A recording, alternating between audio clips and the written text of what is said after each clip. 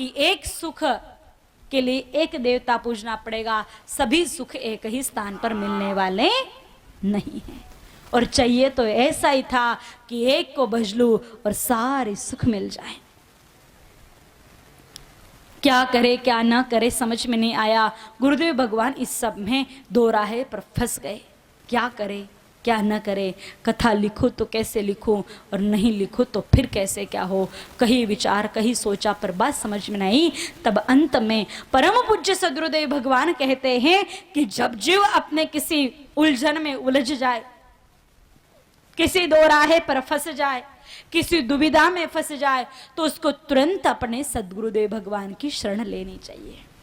तुरंत प्रभाव से सद्गुरु की शरण लेनी चाहिए, क्योंकि सद्गुरुदेव भगवान ही एकमेव ऐसी शक्ति है जिनके श्री चरणों में सकल सुख मिल सकते हैं। सिर्फ सद्गुरु ही है, केवल मात्र सद्गुरु ही ऐसे हैं जहां पर सकल प्रश्नों के उत्तर है, सारी दुविधाएं सुविधाओं में परिवर्तित जाती है, सारे के सारे उलझे विषयों के सुलझन तुरंत में मिलती है। और वह स्थान है गुरुदेव भगवान का आनंद कंद पवित्र दरबार। चले जाओ गुरुदेव के द्वार। जीवन में कोई भी समस्या है, फट गुरुदेव भगवान का दरबार पकड़ लो। अब कैसे जाओगे? शास्त्रों में इसके लिए भी बात आई है कि अगर आप और गुरुदेव भगवान एक ही छत के नीचे रहते हो तो फिर दिन में 5 बार गुरुदेव के पास चले जाओ। पर ऐसा भाग्य तो किसी विरले का होता है जो गुरु के चरणों में सदैव वास करे।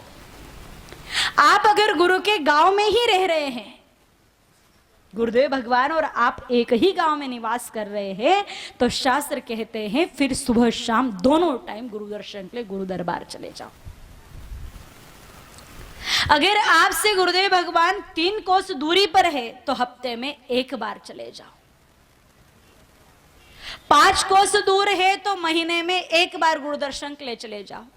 25 कोस अगर गुरुदेव भगवान का द्वार आपसे दूर है तो महीने में 1 बार चले जाओ, वर्ष में 1 बार चले जाओ। 25 कोस दूर है तो वर्ष में 1 बार, 5 कोस दूर है तो महीने में 1 बार। और अगर 25 कोस से कितने भी अधिक दूरी पर गुरुदेव भगवान विराजमान हैं, तो भी शिष्य को वर्ष में 1 बार तो गुरु दर्शन के लिए गुरु दरबार जाना ही चाहिए, जाना ही चाहिए, कुछ भी हो जाए।